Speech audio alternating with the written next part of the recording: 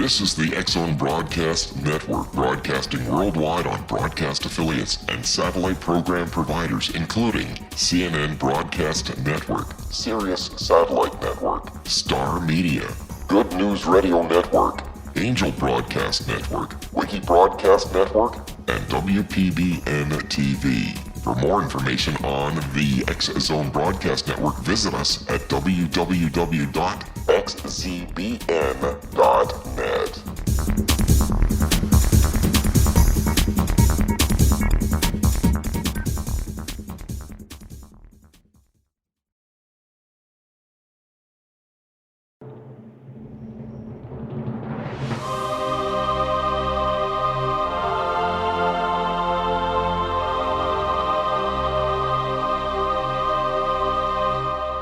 The Science of Magic with Gwilda Wiyaka is largely an opinion talk show. All opinions, comments, or statements of fact expressed by Gwilda Wiyaka's guests are strictly their own and are not to be construed as those of the Science of Magic or endorsed in any manner by Gwilda Wiyaka, Relmar McConnell Media Company, its affiliated networks, stations, or employees.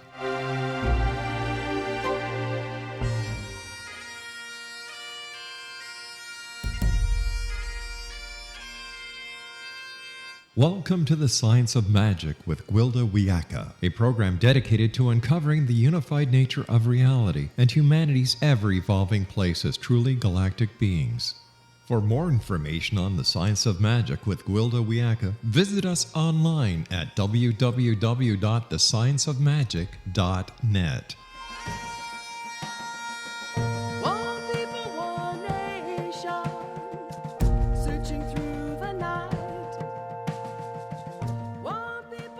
Welcome to the Science of Magic, a place where science and magic come together to transform fact into evolving truth.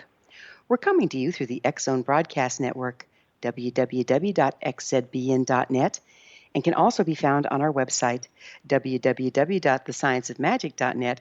I'm your host, Gwilda Wiyaka. This hour we'll be exploring Stop, Look, and Listen. Many of us have become blinded to the fact that we are all aspects of the divine. There's a continuum from high frequency of total unity to the polarized reality in which we live. It's easy to get so caught up in the illusion of duality, we completely forget our origins from and connection to spirit. My original teacher was a shaman, medicine man, and Lakota elder. He was also a devout Christian. Time and time again, I would ask how he reconciled the one God teachings of the Christian faith with the power animals, elementals, spirits of the directions, and helping spirits he constantly communed with in his shamanic practice. In his many attempts to explain, one answer has always stayed with me. As was his way, it was in the form of a story. The snow falls from the sky onto the mountain. Come spring, the spirit of the sun's fire melts the snow, forming runoff that passes over the earth. The runoff creates streams. Streams join to form rivers that eventually become the ocean. The spirit of the wind passes across the face of the ocean, taking the water up into the clouds, which travel to drop snow back on the mountains. No matter the form, snow, runoff, river, ocean, or cloud, it is one and the same spirit. How you experience its form depends on where you are and how you look and listen. There are many spirits within Wakantankan. In its mercy, the spirit that moves through all things has separated itself into smaller portions that we may perceive them. Every form has a lesson for you, Wiyaka. They are your guides, but you must slow down and listen in order to hear their message. I've come to understand power animals and helping spirits in this framework. They can come to me as physical beings, like the raven yakking in the tree over my house. They may be presented as spirit, like the raven in a shamanic journey or in my dreams. But they are all divinations of the spirit that moves through all things. They all present a message about divinity and balance if I just stop, look, and listen to my dreams and all that transpires in the world around me. Our guides never impose. We must choose to commune. We must be ready to see beyond our day-to-day worlds into the magical world of unity, where all things are of one spirit. From the vast workings of the universe to the balance found in each atom, everything works in perfect synchronicity. Most humans have stepped out of the natural order, falling into unconsciousness and delusion. We live in the pain of separation and agony of isolation, but there's no need. Our spirit helpers are as near as our next breath, just waiting for the day we stop, look, and listen, and ask for help. What are these helpers? They are God, and they are of us. There is no separation. They're ever-evolving frequencies, just waiting to help step up our frequency to unity and reunion with all that is. Since the early days when my old teacher taught me how to stop, look, and listen, I've communed with my spirit helpers. I've been comforted by their presence when nothing else would console me. I've been directed by their guidance when lost in darkness. They're with me in sleeping and waking. Though the human world I'm much alone, but never lonely, for my guides, and I am connected with all that is. They are ever a part of me and serve as my thread to the divine. The most wonderful thing of all is power animals and helping spirits, our standard issue. We all have them. Regardless if we perceive them as angels, fairies, or thunder beings, all are of one spirit, just waiting for us to reach out and with their help, rejoin the circle of life. Our guest this hour, DEBRA ENGLE, is the author of Let Your Spirit Guide Speak, a simple guide for the life purpose and abundance and joy, and the only little prayer you need. She's a workshop facilitator, a longtime teacher of A Course of Miracles, widely traveled speaker, and workshop leader. She lives in Madison County, Iowa. After this commercial break, I'll introduce DEBRA, and we'll explore the powerful yet mysterious world of spirit guides, so don't go away. You're listening to The Science of Magic. Prior innovative episodes can always be found on our website, www.thescienceofmagic.net.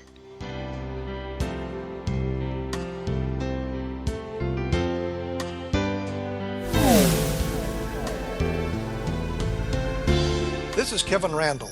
For nearly 30 years, I have been investigating the case of the Roswell UFO. I have interviewed hundreds of people and stood on the crash site. Now in Roswell in the 21st century, I have reviewed dozens of hours of audio and videotaped interviews, examined hundreds of files that relate to the crash, and have returned to Roswell in an attempt to put all that information into the proper perspective. For the first time in Roswell in the 21st century, I have made a dispassionate reevaluation of all that material and provide a new look at what happened. This is a book that clears away all the clutter that has hidden the truth for so long, strips away the various lies that surround the case, exposes the Air Force attempts at cover-up, and found a core of solid information that tells us all where the case stands today. Roswell in the 21st century will be available in just a few weeks. For more information, please visit my website at www.kevinrandall.blogspot.com.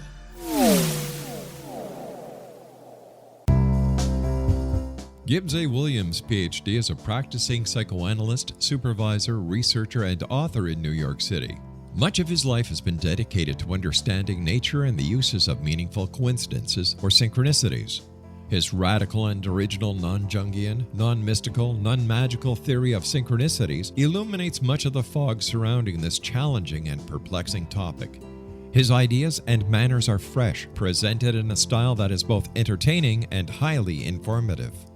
He is also an expert on crisis intervention, specially focused on violence reduction for the police and citizens, mastering anxiety, frustration, and stress without the use of medication, and effectively preventing and treating heroin addiction. Dr. Williams can be contacted at his email address at gwilliamsny11@aol.com or visit his website at www.drgibbswilliams.com.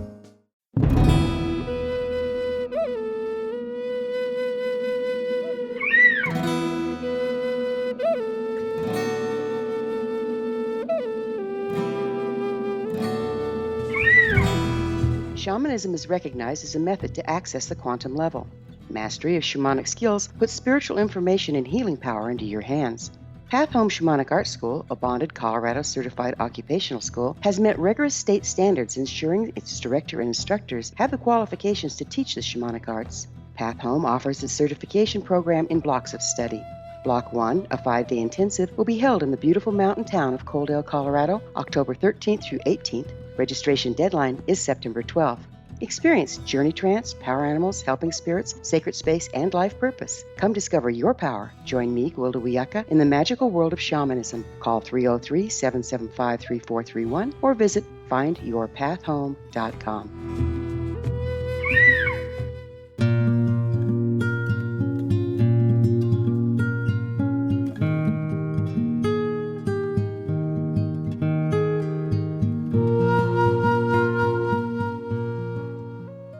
Welcome back. This is the Science of Magic, dedicated to unification and evolution of consciousness.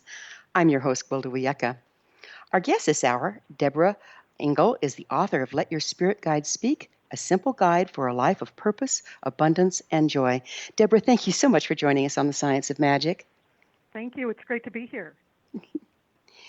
How did you become aware of your spirit guides? Well, I think early on in life, I was aware that there was some kind of presence with me. I tell a story in the book about a time when I was pretty young, in 5th grade, and going to a slumber party and wanted something to take along to that slumber party with me, and just desperately was asking and asking for it. And right before, the very last minute before I was about to leave for that slumber party, a package came in the mail, and there it was. It seems like such a simple example, but there was a knowing even then that I was talking with someone. It was more than just prayer to God. It was a feeling of some helpers who were there with me to just line up things in my life to make them easy and to meet my desires.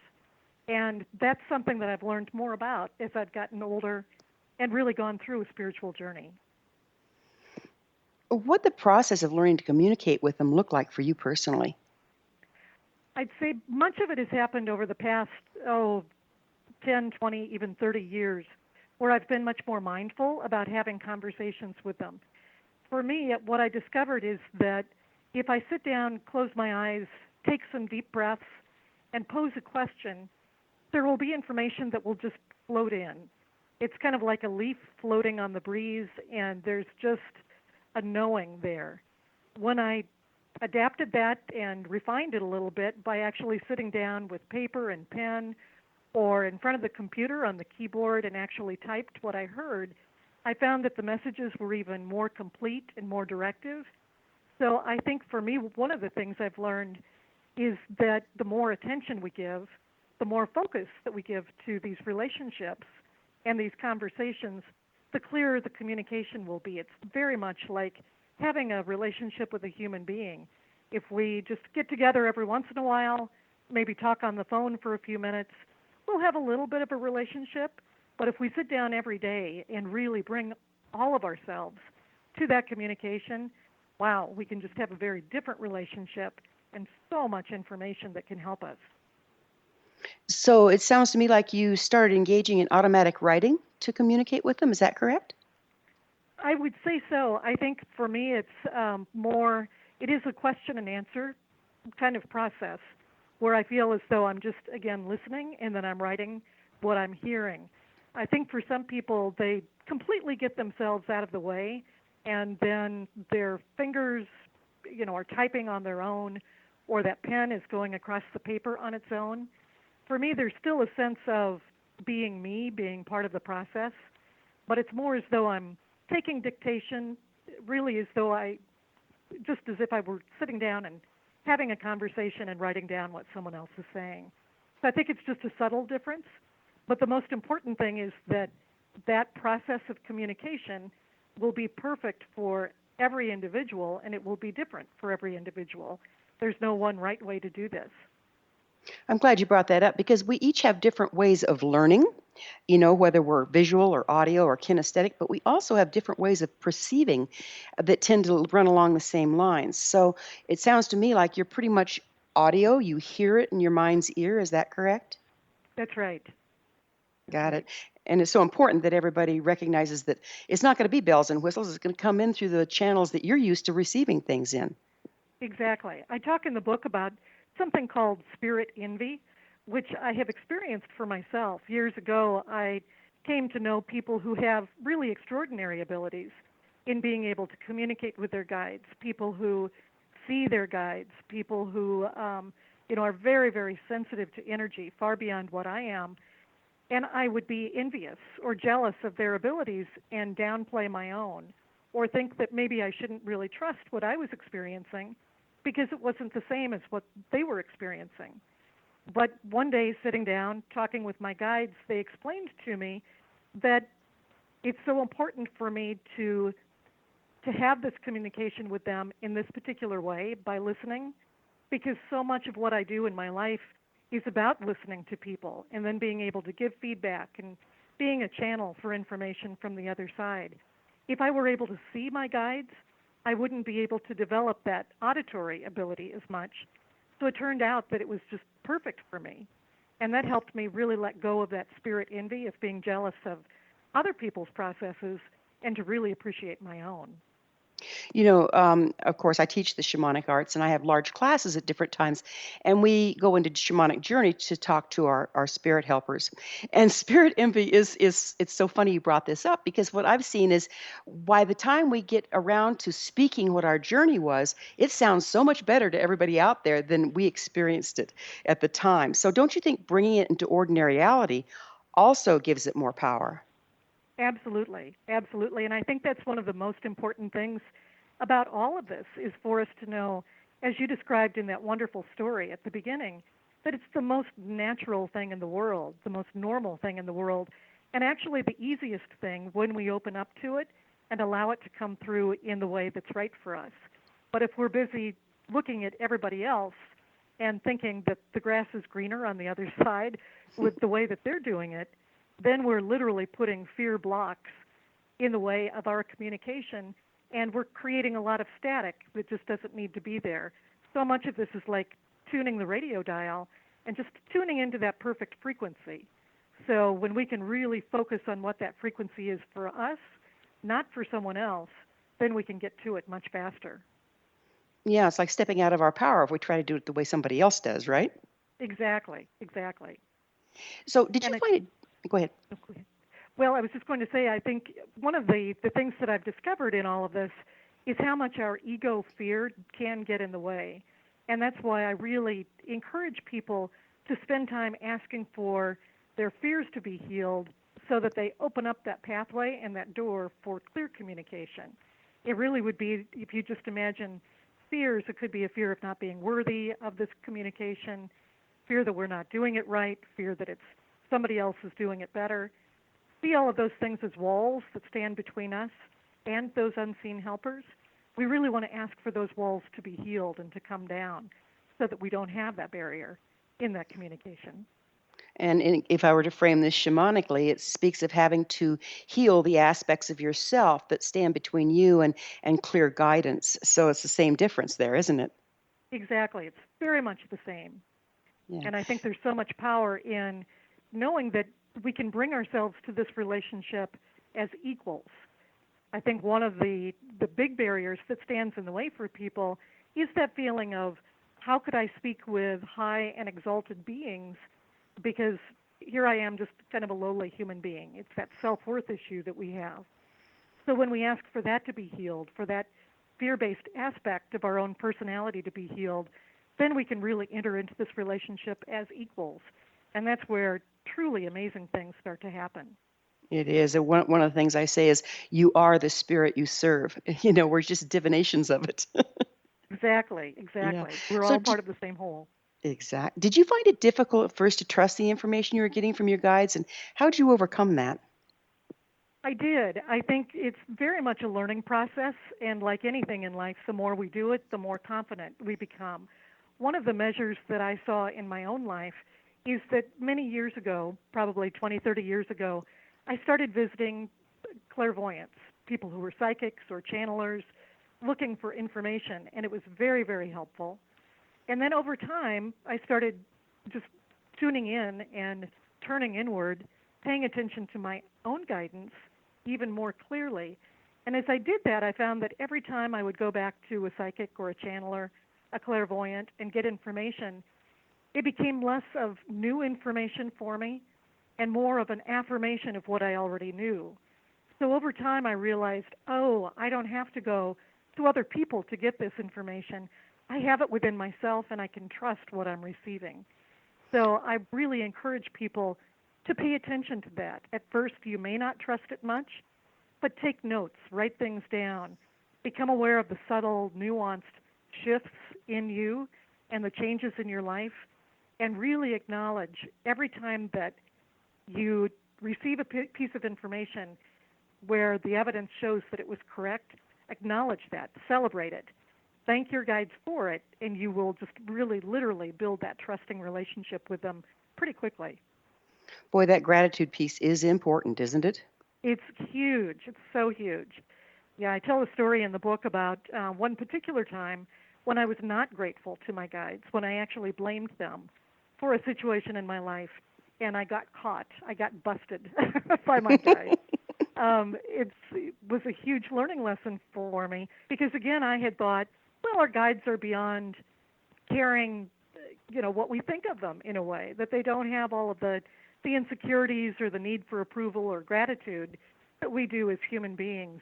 And I found that that's not the case, that we need to treat them with the same dignity, respect, and gratitude that we do with anyone in our life, where we want to have a really solid, equal, respectful relationship. Yeah, gratitude being, a very high frequency, just below love, actually, helps us stay at a place that we can commune with our helpers, don't you think? I think that's really true, yes. And again, it goes back to asking for those fears, those lower energy vibrations, to be healed in us so that we really can rise to the highest frequency. And at that place, then it is so much easier. It's as though that veil becomes thinner and we can just reach across, we can hear, we can understand the symbols as they come into our lives. We're just more attuned and more aware to all of the ways that they're communicating with us, so that we can literally receive that communication just in ways that we might not have ever thought possible before. Can you communicate at will, or do you have to just wait for one to show up? I can communicate at will. In fact, I really feel like I'm communicating with them constantly. This is one of the things I talk about in the book. I actually give a plan for many different ways that you can stop throughout your day and take maybe a minute, 5 minutes to sit and have a conversation, to ask a question, check in with your guides. And that, I think, is where we all can get to, and it's the place that's most beneficial for all of us. Because truly, they're right here with us, walking with us every single day. And it's only our immense amnesia about them that keeps us from checking in, keeps us from receiving all of that help that they can give us constantly. So I think for everyone, just as soon as we ask the question, if we're not receiving the communication, it's not because they're not ready, just maybe we need to build that relationship and that opening a little bit more on our end. Right. They're always there. It's just where are we is the question, right? Exactly. Yeah. We're going to have to take a quick break. Deborah and I will return to our discussion after this short break, and we'll talk about power animals in the flesh. You're listening to The Science of Magic on the X-Zone Broadcast Network, www.xzbn.net. I'm your host, Gwilda Wiyaka. Previous broadcasts of thought-provoking episodes can always be found on our website for free, www.thescienceofmagic.net. We will be back, so don't you go away.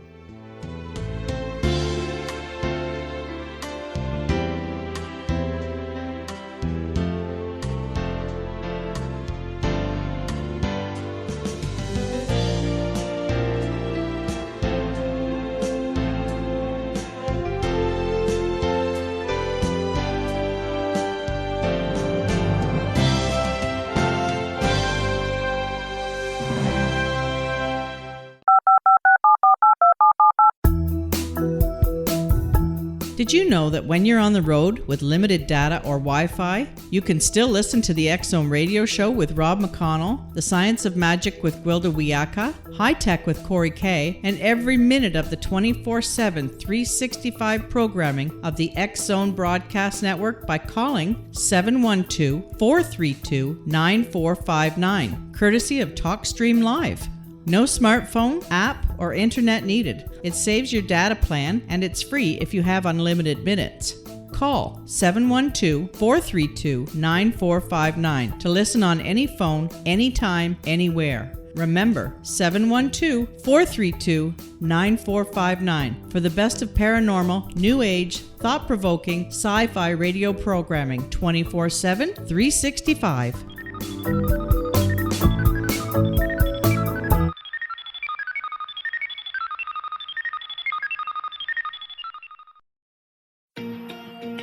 Wouldn't you love to know the secret to everything?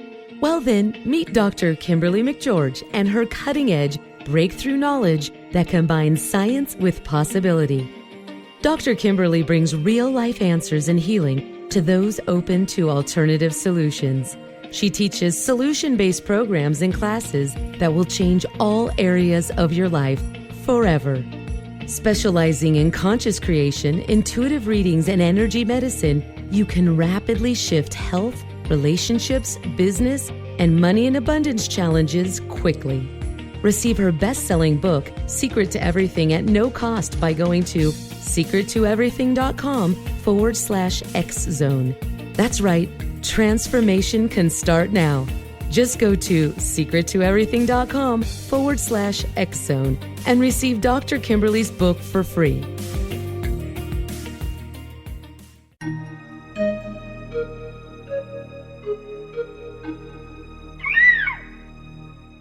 While science pursues fact, magic accesses the quantum level, bridging random facts to form truth.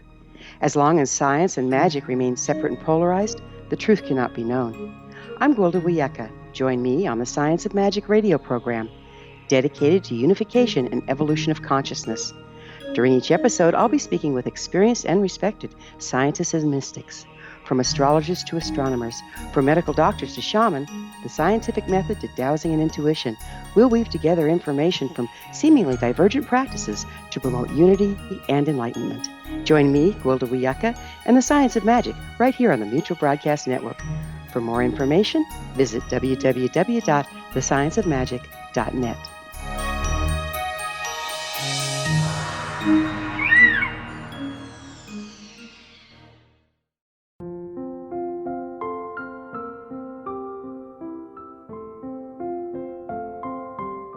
I am Dr. Carl O'Helvey, founder, president of a new cancer foundation focusing on evidence-based physical, mental, and spiritual interventions, including natural cancer cures, prayer, meditation, affirmations, nutrition, and other related holistic cancer prevention and cure modalities.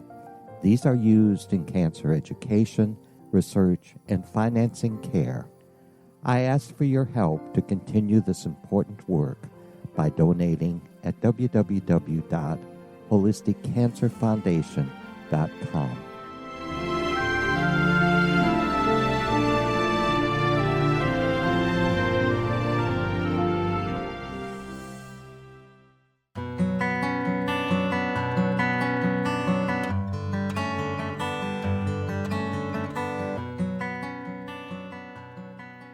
Welcome back. This is the Science of Magic, a place where magic and science come together to promote enlightenment. I'm your host, Gwilda Wiyaka. Our guest this hour is Deb Engle, the author of Let Your Spirit Guide Speak, a simple guide for a life of purpose, abundance, and joy. Her web address is DEBRAENGLE.com and DEBRAENGLESpeaks.com. Deborah, I promised the listeners that we would talk a little bit about helping spirits and power animals in the feather and fur. Can you talk about how they might show up in ordinary reality in the animal form and how that relates back to spirit animals? Absolutely. It's interesting because just last night at one of the Course in Miracles classes that I teach, one of the students related a story that had just happened earlier this week. It turned out that she had 3 different instances of an owl being very present in her life. One time it was just sitting in the tree and she heard the owl hooting. Another time she was walking with her husband. She was a little bit ahead of her husband and an owl swooped right over her, then landed in a tree and just sat and stared at her.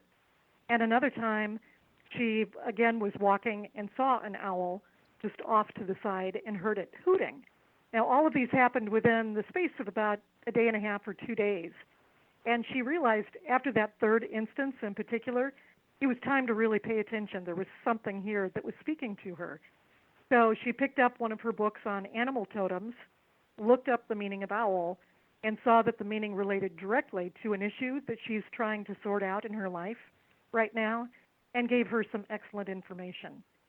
So I think that's a wonderful example of how this works, that our spirit animals can show up not just once, not just twice, but sometimes 3 times, or as many times as needed to get our attention until we finally say, oh, there's meaning here for us. So a lot of times with animals, that's how it works. It's just their presence will be a reminder to us to go and seek the information that can shed light on what's going on. Years ago, I helped facilitate a program that we created for women on spiritual and personal growth. And one of the activities that we did, because it included some shamanic kinds of work, was that we led the group in just a very simple exercise to tune in through a visualization and see who their spirit animal was. And it was remarkable, just time after time after time. Women who were fairly skeptical of this process would see an animal so clearly, and when they looked up the meaning behind that animal, invariably it just spoke to exactly who they were, what they needed to focus on in their life, where the growth opportunities were, a part of themselves that they needed to let go of so that they could grow. The meaning and the communication were always there.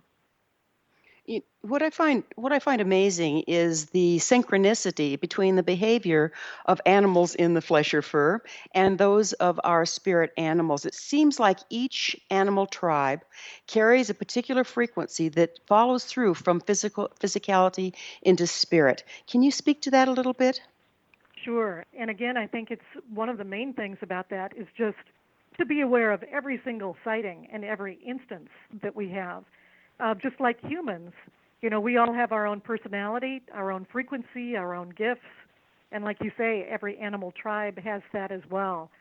So the great thing is that we don't have to have a library of knowledge in our heads about what each animal represents, because that information is freely available for us. The main thing is just to start to pay attention. And so much of it's intuitive, too. For instance, if you were to see a coyote in the wild, well, we have some preconceptions about coyotes, about their cunning, about their intelligence, about what they represent. We can really trust that. We also have the same about wolves or about deer. Back a few years ago, we live on an acreage in Madison County, Iowa. This is the Madison County that, if your listeners are familiar with the book, The Bridges of Madison County, it's that Madison County. This is where the book was written and the movie was filmed. Well, we live on an acreage, and I looked out into one of the fields behind our house, and our neighbor had brought a deer carcass into that field to feed eagles. So I just was stunned by what I was seeing, the power and the majesty of that combination of animals, deer and eagle together. One, just by itself, has so much meaning and symbolism for us. But then you put the two together, the unity of the eagles feeding on the deer, finding nourishment, and that whole circle of life. It didn't take a lot of interpretation to really see that there was a strong message there of integration of the whole. And that's where, when you take that information, you go inside, you internalize it, and you ask, what message does this have for me?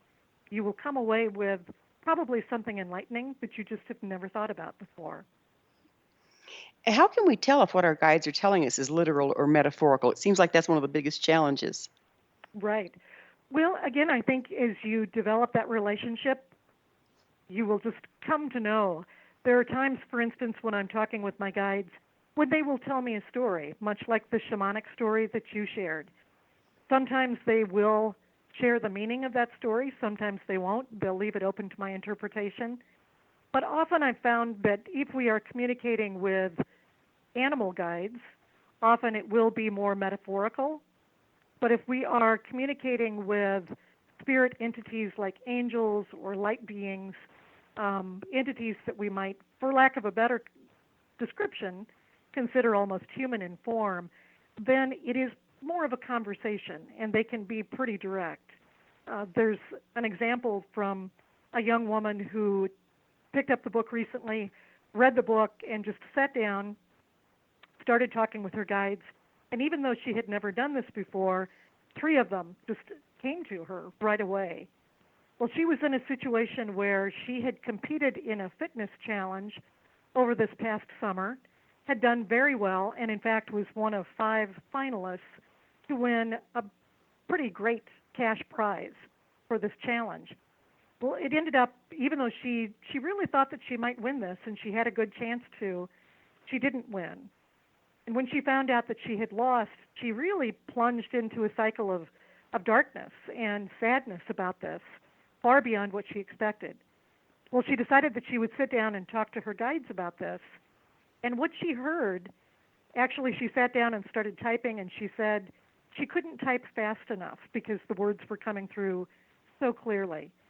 And the message that she received was to really look at what she was able to do when she put her focus to something, to let go of the whole idea of winning or losing, because in this world of duality, we have it set up where if one person wins, then another person is miserable because they think they've lost. The guides were able to really put this in a new perspective, where she was able to see that she didn't lose at all. In fact, that pain of losing that she was experiencing was simply her perception, and her perception could change. It did change very quickly after this communication with the guides. I think it's an example of how clear and really straightforward they often are, and how much also they very gently turn our perceptions and our perspectives of this world into something much, much greater that literally does raise our vibration, even as we're speaking with them. Yeah, it's amazing, isn't it? One thing that I've noticed is that, and I think it's a pitfall that we have, and yet, so people aren't used to decoding what the metaphor of a spirit guide may be. Okay, so like your power animals. So we turn to books where people have studied the animals and relate the traits of the animals back to what it might mean for us. And I find that bridge very, very useful for a lot of my students. However, how important do you think it is to make sure you understand that the message is for you and you can look at what it might possibly mean, but ultimately, don't you kind of need to drop into your own relationship to know what it really means for you? Absolutely. I think that's so important. It would be as though you were listening to someone else's advice for your life. Maybe you're sitting with a high school guidance counselor who's saying, here's the information that I have for you based on this test or this knowledge base. This is the direction that you should go in life. Well, that may be helpful, but exactly as you said, we need to really check in with ourselves and with our guidance and say, is that the best thing for me? That information is based on the average or the norm across the board, but each of us is unique, and we need to take that body of information and then take it to a much more personal and individual level, because each of us has our own personal path. That's, I think, the most important and most valuable part of all of this in communicating with our spirit guides. We have been, I think, programmed over millennia to think that we have to go through someone else in order to have a connection to God.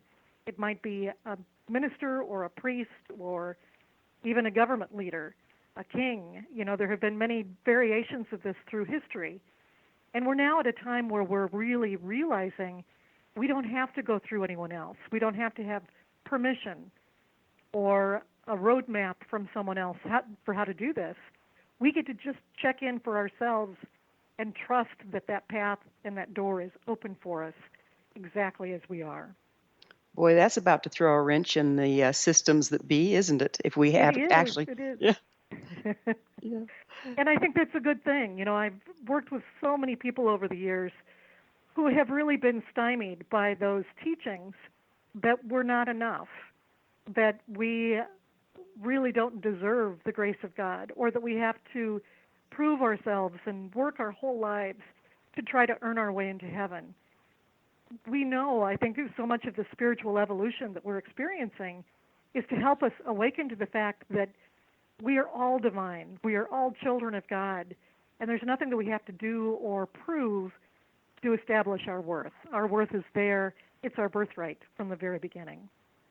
Yeah, it's amazing because it's like all of the scriptures, whether it's the Christian or otherwise, speak of us being children of God or us being part of the divine. And yet the systems try to teach us that we're not in order to control us, don't you think?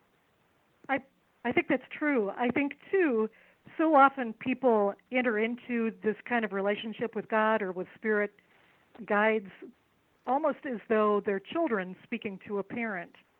And I think what we want to do is change that relationship, change the way we look at ourselves so that we are friend to friend. We are co-creator to co-creator. We are elevated in this relationship. Yeah, co-creator to co-creator, a beautiful way of putting it. And, recognizing that can also make us feel a little lonely in a way because we look for comfort outside of ourselves. And if we look at it as unity, all of a sudden it's all within us, isn't it? It is. And I think that does take some getting used to for people because we are so used to turning to friends and family members or to others for that comfort and that guidance. Of course, that's wonderful. We need friends and we need family. But we also need to recognize that every single one of us is operating from our own framework, our own perspective. Absolutely. And I'm going to have to take another break, Deborah. Sure. We'll be back on the other side of this. Deborah and I will be back on the flip side of this commercial. You're listening to The Science of Magic on the X-Zone Broadcast Network, www.xzbn.net, the place where altruistic professionals of science and the esoteric create common ground for the betterment of our world. You can always listen to previous transformative broadcasts on our website, www.thescienceofmagic.net.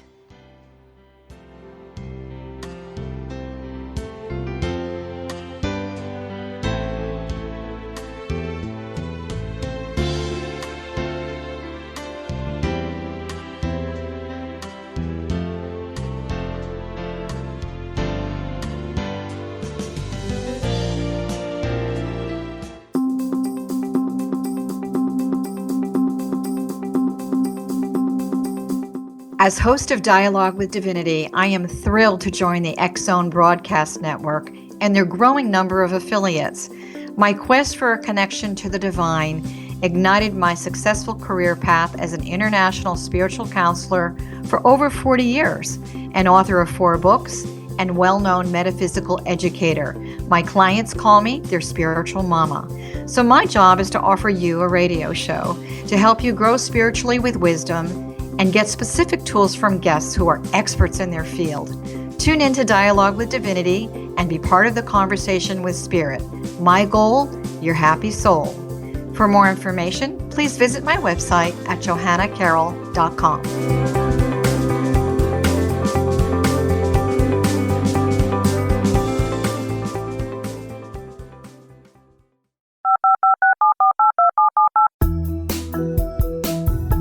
Did you know that when you're on the road with limited data or Wi-Fi, you can still listen to the X-Zone radio show with Rob McConnell, The Science of Magic with Gwilda Wiyaka, High Tech with Corey Kay, and every minute of the 24/7, 365 programming of the X-Zone Broadcast Network by calling 712-432-9459, courtesy of TalkStream Live.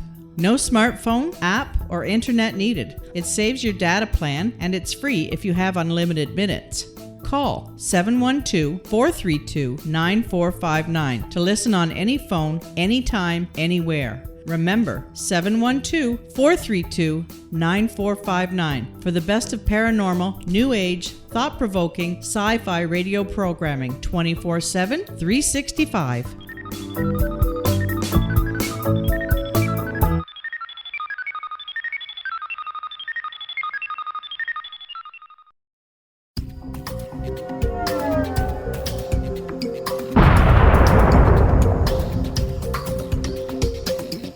Coming soon to the X-Zone Broadcast Network is A Different Perspective with me, Kevin Randall, as your host.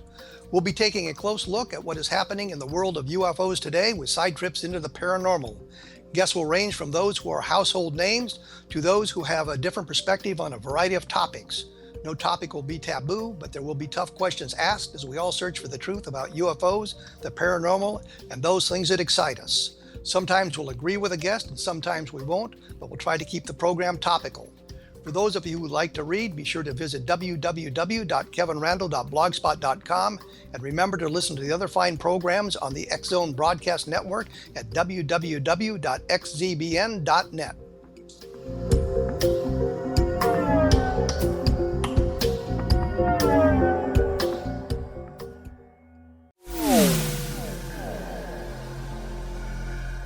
This is Kevin Randle. For nearly 30 years, I have been investigating the case of the Roswell UFO.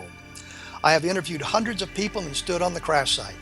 Now in Roswell in the 21st century, I have reviewed dozens of hours of audio and videotaped interviews, examined hundreds of files that relate to the crash, and have returned to Roswell in an attempt to put all that information into the proper perspective. For the first time in Roswell in the 21st century, I have made a dispassionate reevaluation of all that material and provide a new look at what happened. This is a book that clears away all the clutter that has hidden the truth for so long, strips away the various lies that surround the case, exposes the Air Force attempts at cover-up, and found a core of solid information that tells us all where the case stands today. Roswell in the 21st century will be available in just a few weeks. For more information, please visit my website at www.kevinrandle.blogspot.com. What Happened in Benghazi is revealed by Nicholas Genix, author of Obama, Islam, and Benghazi. He informs the American people that President Obama deceived them by advocating a strong foreign policy prior to the 2012 presidential election, and Hillary Clinton supported this deception. As the title infers, there is a connection between Obama, Islam, and Benghazi.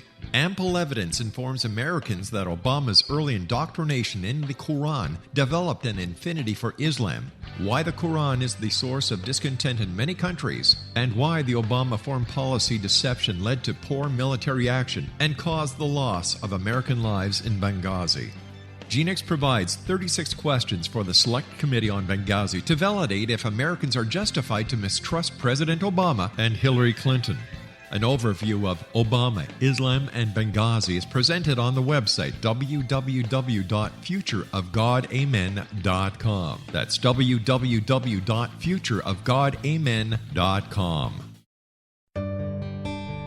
Afterlife expert Roberta Grimes was the first one to say that dying can be fun. Now her best-selling book, The Fun of Dying, is available in stores worldwide.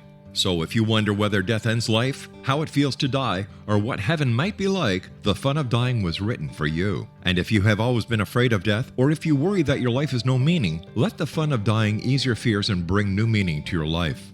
Nothing said in The Fun of Dying is based on the teachings of any religion. Instead, Roberta draws on evidence to explain how death happens, how it feels, and what comes next. A lot of the best death-related evidence was produced in the first half of the 20th century. When it is put together with recent discoveries, it tells a consistent and amazing story. Roberta Grimes blogs and answers questions at robertagrimes.com. Her wonderful book, The Fun of Dying, is available on Amazon and at stores worldwide wherever books are sold.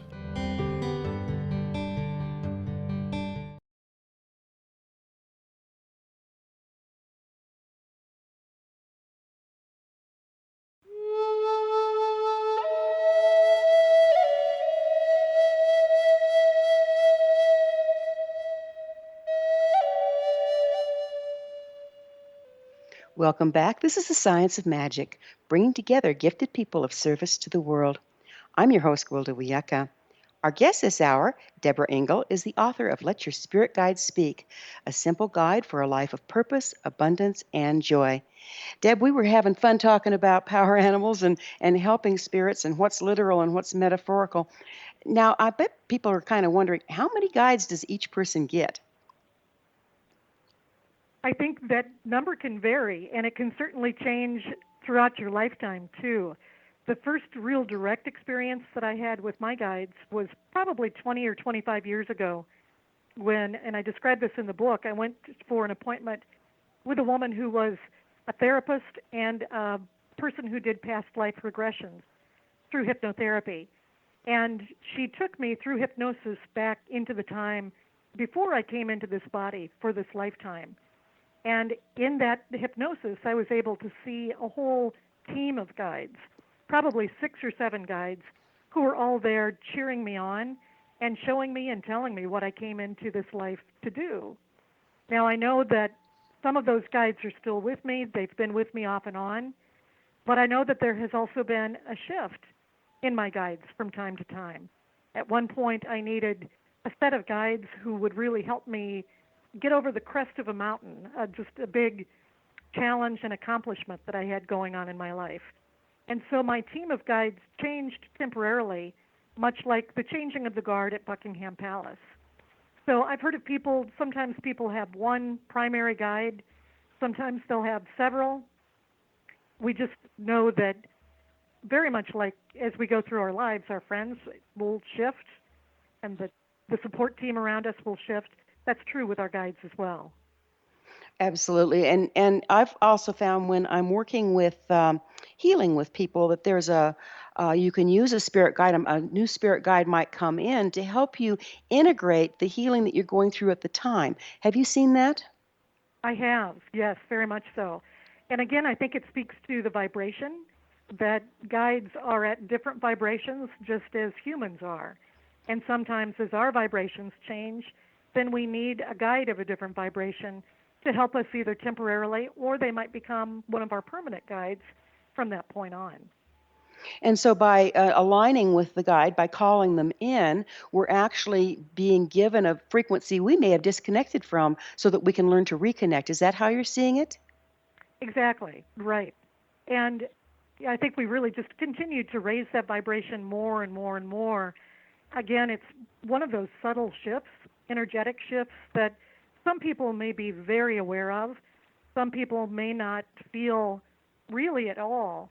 But if you just keep track of how things are changing within you, even if it's over a period of weeks or months or years, you'll realize, oh, I'm handling situations in my life so differently than I used to.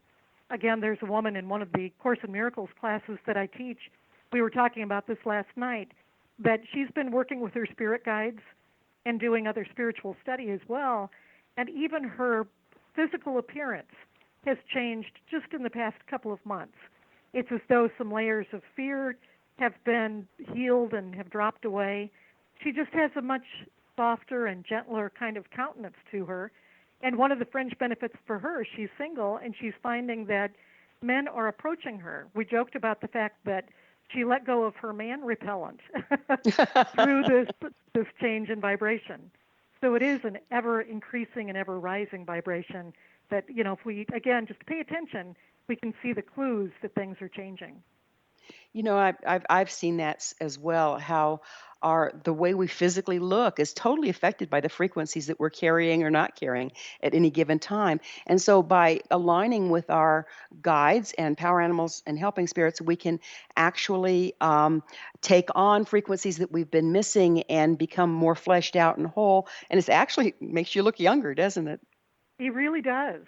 I've seen this over and over again, and it does create a different vibration of attractiveness to other people, whether it's coworkers, family, friends, just the way that we're out there in the world. It's, again, that frequency that takes us to a higher place allows us to be more crystalline and clear so that when we walk into a room, people are attracted to us. I talk in the book about my own story of meeting my husband and how that worked with him, and I know so clearly that the fact that I met my husband the way and when I did was directly related to a conversation I had with the guides where I finally relinquished all of the fears I had about finding the right person and just detached, handed it over to them and said, I know you know who I need and where to find him and how to bring us together. And even with that, I think my vibration raised so that we could find each other. Exactly. And I think that this plays out in these times, finding our soul team. The more we are true to our expression, the more we attract the ones that are on the same path. Do you see that? Absolutely. And I think, you know, in fact, I talk with people about this. Often I'll have a session with a woman at any age, really, who is hoping for a relationship, a life partner. And we talk about the fact that it's so important to first have those fears healed, to rise to a higher vibration. Because if they go looking for a spiritual partner at that stage, when their vibration is lower, they're going to attract someone at a lower vibration. And that's really not what they want. We want to be at the highest vibration possible when we meet that person, so that then we'll know the person we're meeting is at that high vibration too. It's one of the laws of energy that we can't really coexist in the same space for very long with someone who is at a very different vibration than we are. So it's so worth it to do the inner spiritual work with your guides to get to the highest place that you can, and then ask them to take care of that meeting to take place. I love it. Why do you think it's increasingly important for all of us to work with our spirit guides at this particular time? Well, I think if we turn on the news, we'll have a quick lesson in why it is so important. We are bombarded, oh my gosh, especially right now, with so many negative messages through the campaign season, through terrorism, through all of the events going on in the world. It's so overwhelming. It can be. And that's why I think many people are just turning that off, wisely turning it off, because, boy, nothing can bring down our vibration more quickly than sitting and listening to a half hour of news and all of doom and gloom that comes with it. So I think the thing about it is that it can overwhelm us. It can make us feel as though we're hopeless, that this world is headed in a terrible direction. What could possibly fix it? What could make it better? Well, if we look at historically, the truth is that we operate from a great collective fear, and that fear is not going to make things better. But if we ask for that fear to be healed, and we call on the vast resource of spiritual energy and help that's available to us, that's where real change can happen, because that's always coming from love rather than fear. So I think it's partly just for our own personal well-being and peace of mind. Every time we connect with our guides, we know that goodness exists and hope is possible and things are all is well and always will be. But also for a collective unconscious standpoint, from a global standpoint, it's so important because that's how we'll continue to expand and extend love into this world, and that's clearly what we need. Absolutely, it is. Before we totally run out of time, Deb, would you mind telling people where they can find your books and your classes? Absolutely. The books are available on Amazon, Barnes & Noble, through your favorite independent bookstore. They're out there everywhere. And you can find a list of upcoming events, including classes, workshops, and presentations that I'll be doing in different parts of the country at my website, DEBRAENGLE.com, and that's DEBRAENGLE.com. Thank you so much for that. So, this is a time in our history, I think, where, like you were saying, being mindful to spend more time with uplifting, frequency-raising things like our spirit guides and less time with the hype and hysteria is so important. Do you have anything more to say about that? Well, I think it's just a matter of intention. Like everything, we have a choice in life. We can choose to spend our time and our energy and our focus on things that drag us down or that don't support us. Or we can just choose a different thought and see, oh, I could use that same amount of time sitting and listening and talking with my guides. Which one would serve me more? If we look at it that way, it's really a very, very simple choice. Know that your ego fear will try to drag you to that direction of more fear, more worry and anxiety. And when you do, just ask for that to be healed. Ask for your spirit guides to support you in healing that fear so that you can make the choice for love instead. Making a choice for love is so important, isn't it? Because, again, we're looking at that frequency thing. What do we want to manifest? We're going to manifest something differently from fear than we do from love. Is that what you're looking at there? Absolutely. Yep. And that's why we can just look around in our lives, look at our relationships, look at our homes, our work, how the flow of our life goes, and we can tell what sort of frequency we're in. If it's not working very well, it's a good time to start talking to the guides. Good time to reevaluate with a little bit of guidance. Exactly. Deborah, this has been so wonderful. I can't thank you enough for being on the Science of Magic with us. I hope we get to do it again sometime. Thank you so much for having me. It's been a pleasure. It's been a real pleasure. Our guest this hour has been DEBRA ENGLE, author of Let Your Spirit Guide Speak, a simple guide for a life of purpose, abundance, and joy. And the only little prayer you need, her website is www.debraengle.com. This has been The Science of Magic. Remember, you can always listen to past thought-provoking episodes on our website without having to pay for it, www.thescienceofmagic.net. Until next time, dear ones, may you be blessed with knowledge and comforted with love as you follow your own divine guidance. One